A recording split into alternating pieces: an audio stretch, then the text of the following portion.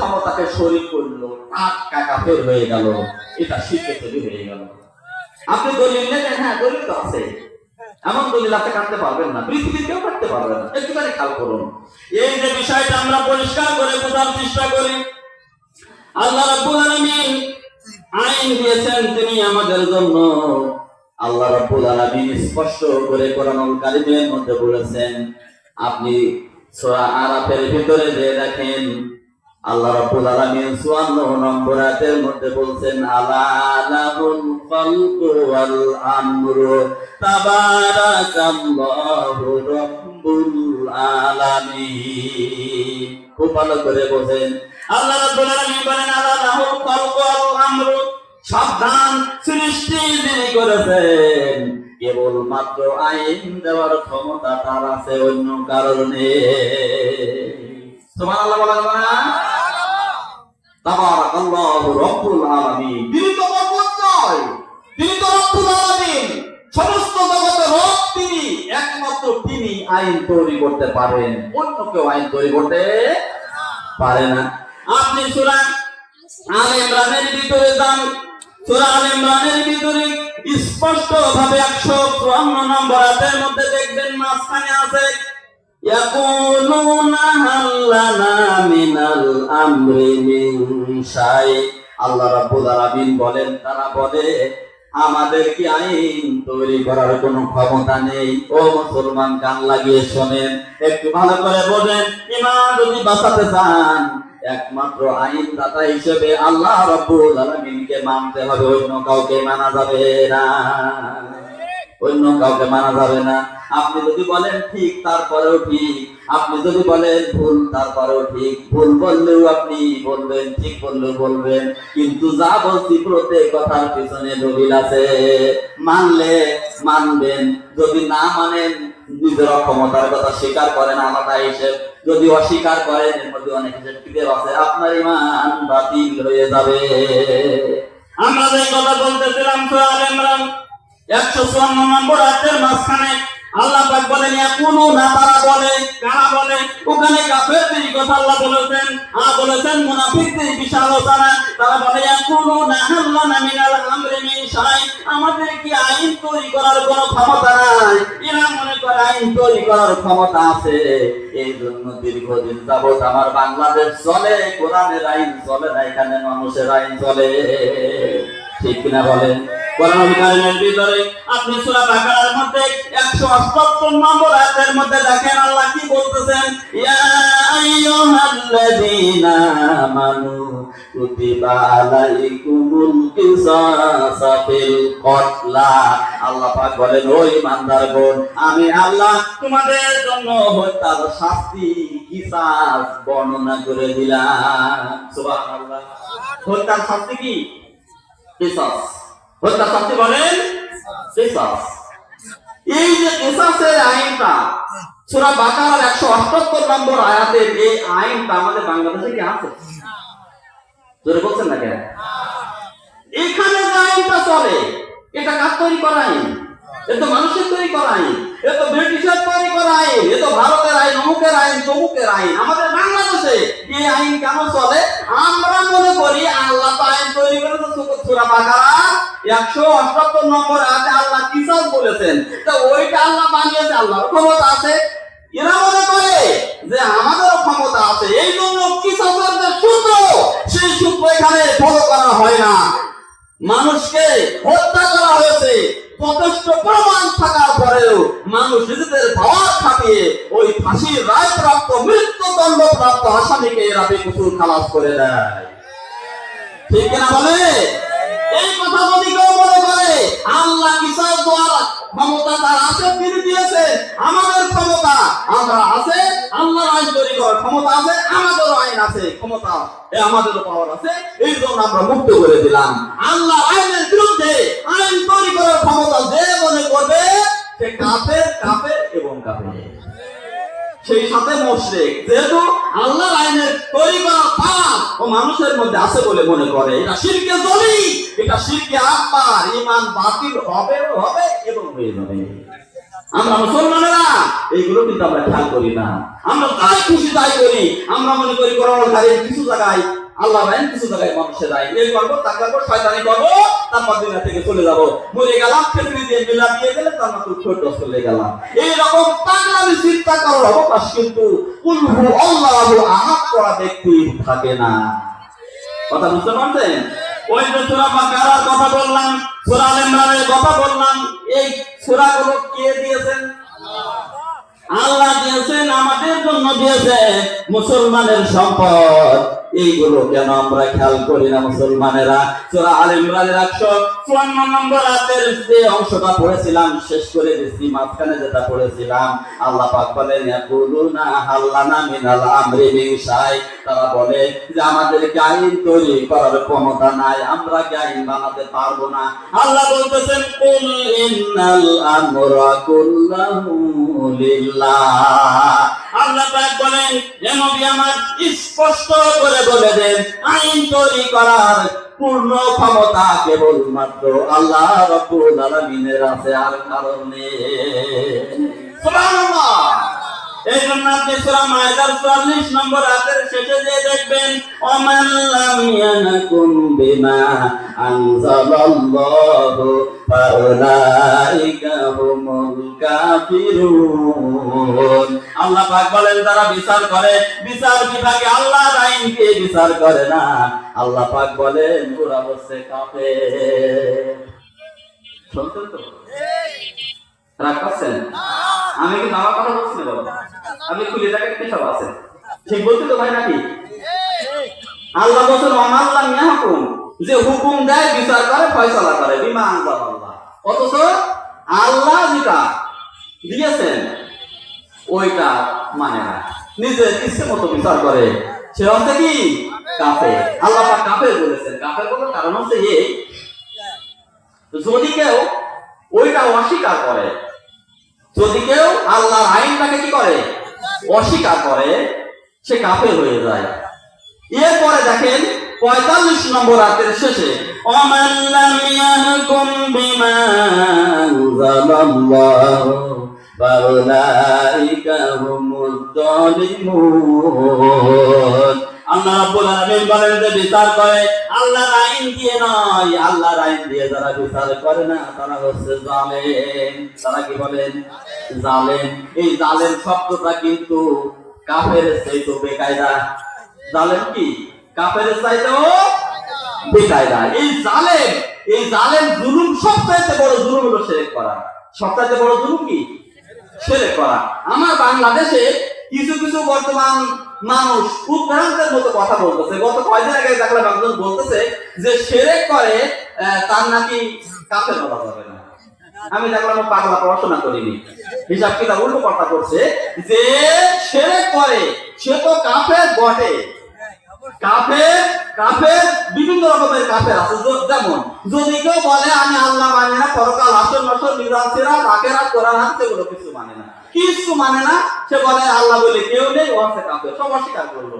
আর যে বলে আল্লাহ আছে, লাত আছে, মানাত আছে, উজ্জা আছে, হবল আছে, আল্লাহর আইন তৈরি করার ক্ষমতা আছে, মানুষের আইন তৈরি করার ক্ষমতা আছে, এ কিন্তু মুশরিক। ওই মুশরিক ও হচ্ছে কাফেরের অন্তর্গত, কিন্তু এ বেকায়দা, বেশি বেকায়দা। ওই তো সূরা কাফিরুন আপনারা দেখেছেন না, কুল ইয়া আইয়ুহাল কাফিরুন লা আ'বুদু মা তা'বুদুন। ওই যে সূরা কাফিরুন নাযিল হলো, ওখানে মুশরিকদের ব্যাপারে কথা বলা হয়েছে, অথচ আল্লাহ রাব্বুল আলামিন বলছেন কুল নবী আপনি বলুন ইয়া আইয়ুহাল কাফিরুন, ও কাফেরেরা। তার মানে যারা মুশরিক তারা মক্কা কাফের। আর যদি কেউ কাফেরকে কাফির মনে না করে, মুশরিককে কাফের মনে না করে, তারও কিন্তু ঈমান বাতিল হয়ে যাবে। সম্মানিত সুধী মণ্ডলী, আমরা এই কথা বলতেছিলাম, যদি কেউ বিশ্বাস করে আল্লাহর আইন দেওয়ার ক্ষমতা আছে, আমাদেরও আছে, আমরা করলে কোনো সমস্যা নাই, তাহলে সে মুশরিক হয়ে যাবে।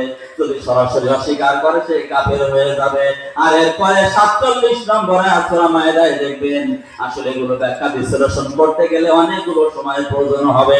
একটা আয়াতের পরে যদি আমি তাফসীর করি, হাদিসের উদ্ধৃতি দিয়ে তুলে ধরি, বোঝানো যাবে, অনেক সময় প্রয়োজন হবে। সারমর্মটুকু বলার চেষ্টা করতেছি। 47 নম্বর আয়াত সূরা মায়েদায় আল্লাহ রাব্বুল আলামিন বলেন, আমাল্লাম ইয়াহকুম বিমা আনজালাল্লাহু ফাউলাইকা হুমুল ফাসিকুন। আর যারা আল্লাহর আইন দিয়ে বিচার করে না তারা হচ্ছে ফাসিক। তারা কি বলেন? তারা ফাসিক। এই কাফের, জালেম আর ফাসিক, এই যে প্রতিশব্দগুলো ব্যবহার করা হয়েছে এর মধ্যে অনেকগুলো হিসাব কিতাব আছে, তবে সকল কথার সারমর্ম হচ্ছে এটা নাজাতের রাস্তা নয়। নাজাতের রাস্তা একটাই, সেটা হচ্ছে লা ইলাহা ইল্লাল্লাহ যে করেছে সে কথা নির্দ্বিধায় বলবে যে আইন দাতা আল্লাহ। কে বলেন? আল্লাহ। ফিরাউনের কথা আপনি ভেবে দেখুন তো, ফিরাউন সে নিজেকে রব দাবি করেছিল, সে কিন্তু আল্লাহকে বিশ্বাস করত। হাদিস শরীফের তথ্য অনুপাতে জানা যায় রাতের বেলায় সেই ইবাদত বন্দেগী করত, আল্লাহর কাছে কান্নাকাটি করত, আর জনগণের সামনে বলতো ফাকালা আনা রাব্বুকুমুল আলা। সূরা অন্নাজিয়াতে গরকাও অন্নাশিতাতে নাশতা, ওখানে আপনি যে দেখবেন আল্লাহ রাব্বুল আলামিন ফিরাউনের কথা তুলে ধরেছেন। ফিরাউন সে বলল, আমি হলাম তোমাদের সবচাইতে বড় রব, আমি সবচাইতে বড় রব, আমি সবচাইতে বড় আইনদাতা। সে জানতো আল্লাহ আছে, কিন্তু আল্লাহর আইনের চাইতে ফিরাউনের আইনের দাম ছিল তার কাছে বেশি। আল্লাহর আইনকে চাপা দিয়ে সে তার নিজের আইনকে প্রতিষ্ঠা করার জন্য চেষ্টা করেছিল। এই জন্য সে হয়েছিল মুশরিক, সে হয়েছিল কাফের। যদি কেউ মনে করে যে ক্ষমতা পাওয়ার জন্য, ক্ষমতার জন্য কুফরি করা যায়, তাহলে সে তারও কিন্তু নষ্ট হয়ে যাবে। কথা খেয়াল করছেন? যদি কেউ মনে করে যে আমরা রাষ্ট্র ক্ষমতা আলাদা জিনিস আর ধর্ম আলাদা জিনিস, ক্ষমতা পাওয়ার জন্য যা খুশি তাই করা যায়, ধর্ম একটা আর ওই রাষ্ট্র পাওয়ার, রাষ্ট্র পরিচালনা এটা আলাদা পাওয়ার, এই কথা যদি কেউ বলে তার ঈমান কি হয়ে যাবে? বাতিল হয়ে যাবে, ঈমান শেষ হয়ে যাবে, সম্পূর্ণ বাতিল হয়ে যাবে। প্রত্যেকটি কথা বলছে না, প্রত্যেকটি কথার পিছনে দলিল আছে, আমরা দলিল আদিল্লাহ দিয়ে এগুলো বলতে পারবো। স্পষ্ট করে বোঝানোর জন্য চেষ্টা করলাম যে কুল হু আল্লাহু আহাদ, এই ব্যাপারে যদি আমরা দ্বিমত পোষণ না করি, যদি আমরা আল্লাহকে এক বলি, তাহলে আমাদের আইনদাতা হিসেবে কাকে মানতে হবে? আল্লাহকে। যদি আল্লাহকে আইনদাতা না মেনে যদি আমরা আল্লাহকে কিছু আইনদাতা মানি আর কিছু আইনদাতা মানুষকে মানি, তাহলে কি হবে? শিরকে আকবার হয়ে যাবে, ঈমান কি হবে? আপনারা বলেন, বাতিল হয়ে যাবে। এরপরে লক্ষ্য করুন, এই শিরকে আকবারের মধ্যে আরেকটা বিষয় আমাদের বাংলাদেশে খুব চলে, সেটা হচ্ছে আমরা অনেক সময় দেখেছি জ্যান্ত পীর অথবা মরা পীর অথবা গাছপালা অথবা কুমির অথবা অন্য কোন প্রাণীর কাছে মানুষ অনেক চাওয়া পাওয়া করে, আছে না? বলে এরা মনে করে করলে কিছু হয় না। গত কয়েকদিন আগের কথা বলি, হযরত খান জাহান আলী রাহমাতুল্লাহি আলাইহি উনি ভূমি আছেন কোন জায়গায় বলেন? বাগেরহাটে। ওখানে বড় দিঘি আছে, দিঘিতে আছে একটা কুমির, বেশ অনেকগুলো কুমির বোধহয় আছে। গত কয়েকদিন আগে দেখলাম ওখানে যে আল্লাহর একজন বান্দি দেখলাম লা ইলাহা ইল্লাল্লাহ খানি জিকির করলে আরো কিছু দোয়া কালাম পড়লে উনি ওই দিঘির কাছে যে ওই কুমিরের কাছে অনেক কিছু চাচ্ছেন। কার কাছে চাচ্ছেন? কুমিরের কাছে। এখান থেকে মাছ দিয়ে হবে না। এখন সব জায়গায় তো মানুষের হাতে ফোন আছে না, ক্যামেরা। একজন ওখান থেকে ওই মহিলা মানুষ বেশ গাটা বেশ ভালো করে ঢাকা, মনে হচ্ছে ধার্মিকা মহিলা, চেহারা মনে হচ্ছে একটা ধার্মিকা, বেশ সুন্দর করে দিয়ে একেবারে সেই নামাজেরা মাথায় কাদায় বসে ওই রকম দিকে কাদায় বসে ওই কুমিরের কাছে যাচ্ছে, কুমির তুমি দেখা দাও কথা শুনে খুব জোর দিয়ে বলছে। আর এই পাশে যারা ছিল ওরা কোথায় কিনা ওটা ওই মোবাইল ফোনে বা অন্য কোনো ক্যামেরা রেকর্ড করে ওটা দিয়ে দিয়েছে। পরে ওটা আমি দেখি, আপনারা দেখছিলেন কিছু ভাই বলছেন দেখেছেন। তো ওই যে কুমিরের কাছে চাওয়া হচ্ছে। আল্লাহ রাব্বুল আলামিন এই ব্যাপারটা স্পষ্ট করে দিয়েছেন সূরা হামিম সিজদা, সূরা ফুসিলাতের ভিতরে আল্লাহ রাব্বুল আলামিন 37 নম্বর আয়াতের মধ্যে বলেন, ওয়া মিন আয়াতিহিল লাইলু ওয়ান নাহার والشمس والقمر لا تسجدوا للشمس ولا للقمر واسجدوا لله الذي خلقهن إن كنتم إياه تعبدون আল্লাহ রাব্বুল আলামিন বলেন আল্লাহ পাকের নিদর্শন আছে তিনি চন্দ্র তৈরি করেছেন সূর্য তৈরি করেছেন আল্লাহর অনেক নিদর্শন চন্দ্র সূর্য এগুলো আল্লাহ রাব্বুল আলামিন তৈরি করেছেন এদেরকে সিজদা দিও না এদেরকে সম্মাননা দিও না এদের কাছে কোনো কিছু চেও না সূরা আরাফের মধ্যে আল্লাহ পাক বলেন ইন্নাল্লাযীনা তাদউনা মিন দুনিল্লাহি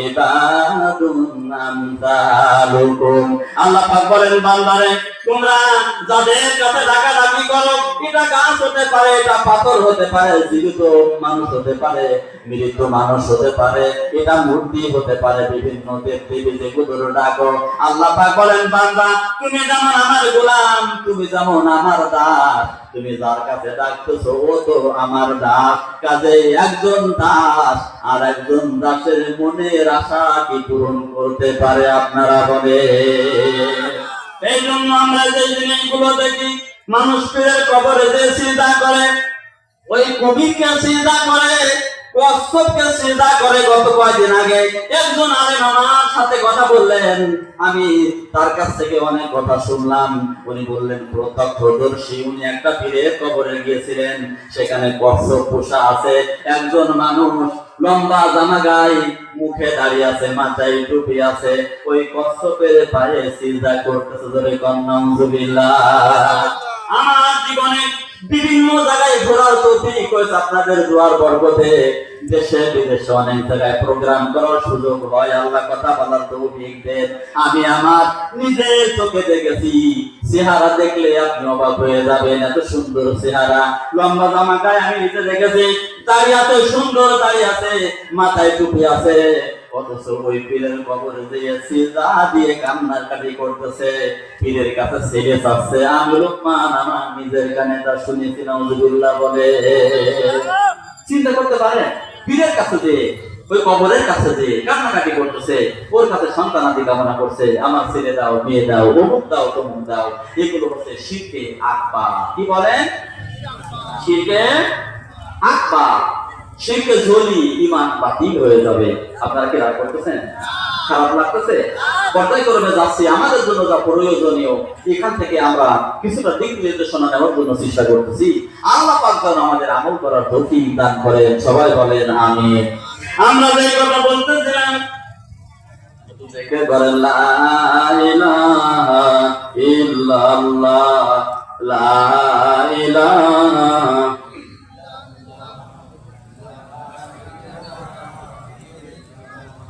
কষ্ট হচ্ছে জোরে লা ইলাহা ইল্লাল্লাহ লা ইলাহা ইল্লাল্লাহ লা ইলাহা ইল্লাল্লাহ লা ইলাহা ইল্লাল্লাহ সুবহানাল্লাহ আলহামদুলিল্লাহ লা ইলাহা ইল্লাল্লাহ সুবহানাল্লাহ আলহামদুলিল্লাহ লা ইলাহা ইল্লাল্লাহ লা ইলাহা ইল্লাল্লাহ লা ইলাহা ইল্লাল্লাহ সুবহানাল্লাহ আলহামদুলিল্লাহ লা ইলাহা ইল্লাল্লাহ লা ইলাহা ইল্লাল্লাহ মুহাম্মাদুর রাসূলুল্লাহ সাল্লাল্লাহু আলাইহি ওয়াসাল্লাম আপনারা বলুন যদি কেউ কোন জীবিত পীর অথবা মৃত পীর অথবা কোন আলেম তার কাছে যদি বলে আমার একটা ছেলে দান করেন কি হবে কি হবে কোন শিরক শিরকে আকবার বলেন সবাই শিরকে আকবার এতে কি হবে ঈমান বাতিল হয়ে যাবে ঈমান কি হবে বাতিল হয়ে যাবে সূরা সূরার ভিতরে আল্লাহ রাব্বুল আলামিন 50 নম্বর আয়াতের মধ্যে বলেন ইয়াকুমা ইয়াশা ইয়াহাবু লিমান ইয়াশাউ ইনাসা ওয়া ইয়াহাবু লিমান ইয়াশাউ যুকুর আও ইউসাউযুহুম যুকরানা ওয়া ইনাসা ওয়া ইয়াজআলু মান ইয়াশাউ আকিমা ইন্নাহু লিমুন কাদির। আল্লাহ রাব্বুল আলামিন বলেন, বান্দারে আমি যা খুশি তাই করতে পারি, আমি যারে খুশি মেয়ে সন্তান দান করি, যারে খুশি ছেলে দেই, যারে খুশি ছেলে দেই মেয়ে দেই, যারে খুশি কিছু দেই না। সকল ক্ষমতার মালিক ইন্নাহু আলিমুন কাদির, তিনি সব জানেন, সকল ক্ষমতার মালিক তিনি। কাজেই কোন মানুষ যদি কবরের কাছে গিয়ে সন্তান কামনা করে শিরকে ধরে, শিরকে একবার সঙ্গে সঙ্গে ঈমান বাতিল হয়ে যাবে। ধরে কন্যা নাউযুবিল্লাহ। এই জন্য মুসলমানেরা আমার বাংলাদেশি যে চিন্তাগুলো খুব বেশি বেশি কাজ করে, সেটা হচ্ছে মানুষ ভাগ্য ভালো করার জন্য খাজা বাবার দরবারে যায় না যায়? খাজা বাবা ভাগ্য ভালো করবে? আপনারা বলেন ভাগ্য ভালো করার মালিক কে? আল কদরি খাইরিহি ওয়া শাররিহি মিনাল্লাহি তাআলা। ভালো মন্দ তা কিছু হয় তাকদীরের ফয়সালা আল্লাহ রাব্বুল আলামিনের পক্ষ থেকে হয়। কাজেই যদি কোনো মানুষ বিশ্বাস করে যে অমুক আমার ভাগ্য ভালো করে দেবে, শিরকে আকবার, ঈমান বাতিল হয়ে যাবে। সম্মানিত সুধী মণ্ডলী, এই যে বিভিন্ন রকমের দেব-দেবীর পূজা করা হয়, মূর্তি পূজা করা হয়, এটাও শিরকে আকবার। ওদের সাথে আমাদের কোনো সম্পর্ক নাই। এই বিষয়গুলো আমাদের ভালোভাবে বুঝতে হবে। ঈমান যদি হারিয়ে যায়, সব হারিয়ে গেল। আর ঈমান যদি থাকে, আল্লাহর কাছে আশ্রয় পাওয়া যাবে, ঠিক কিনা বলে? আর এক রকমের শিরক আছে, যেটাকে শিরকে আসগার বলা হয়, শিরকে খফি বলা হয়। ওই শিরকে কিন্তু ঈমান বাতিল হয় না, কিন্তু ওই শিরক করার কারণে জাহান্নামে যাওয়া লাগবে। আল্লাহ রাব্বুল আলামিন কোরআনুল কারীমের ভিতরে সূরা কাহফের ভিতরে 110 নম্বর আয়াতের মধ্যে বলেন, আসলে বিস্তারিত বলার সময় আমার হাতে নাই, সারমর্ম আপনাদের কাছে তোলার চেষ্টা করছি। বড় শিরক নিয়ে কিছু কথা বলেছি, ওই শিরকগুলো যদি ক্লিয়ার ভাবে আলোচনা করি কয়েক ঘন্টা সময় লাগবে, সেদিকে যাচ্ছি না। শিরকে আকবার আপনারা বুঝতে পেরেছেন যে আল্লাহর সাথে যদি কাউকে অংশীদার সাব্যস্ত করা হয়, আল্লাহ জাতের সাথে সিফাতের সাথে শিরকে আকবার হয়ে যাবে। আর শিরকে আকবার হলো এইটা করলে ঈমান বাতিল হয় না, কিন্তু জাহান্নামে যাওয়া লাগবে। যেমন যদি কোনো মানুষ যে ভালো কাজটা আল্লাহর জন্য করতে হয়, ওই কাজটা যদি কোনো মানুষের জন্য করে, রিয়া হয়ে যায়। রিয়াটা ছোট সেরে কি হয় বলেন? রিয়া। রিয়া কি জিনিস? মানুষকে দেখানোর জন্য। ওই কাজটা কিন্তু মূলত হারাম না, ওই কাজটা কিন্তু মূলত শিরকের কাজ না, কিন্তু নিয়তের কারণে শিরক হয়ে যায়। যেমন নামাজ